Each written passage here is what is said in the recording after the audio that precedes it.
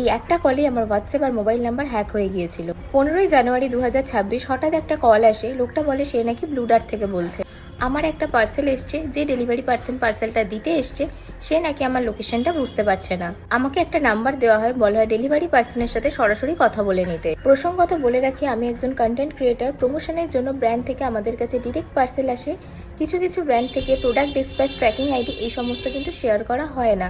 স্বাভাবিকভাবেই কোনো out for delivery message কিন্তু আমরা রিসিভ করি না। ব্যাক টু দ্য পয়েন্ট, যে আমাকে কল করেছিল আমি তাকে বলি আমি আপনাকে লোকেশনটা বুঝিয়ে দিচ্ছি, আপনি ওনাকে বলে দিন। কিন্তু সে না করে আমাকে একটা নাম্বার দিল কল করতে, যে নাম্বারটা আসলে ছিল call forwarding code.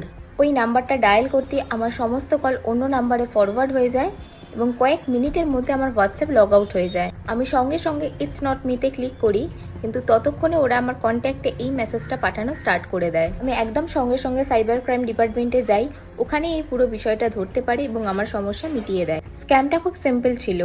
Call forwarding হয়ে গেলে ওরা হোয়াটসঅ্যাপ লগ ইন করে আর সেই কোডটা যায় ওদের ফোনে। তাই আমি do not allow, it's not মিতে ক্লিক করলেও অপশনগুলো কোনো কাজ করেনি, ব্যাস অ্যাক্সেস শেষ।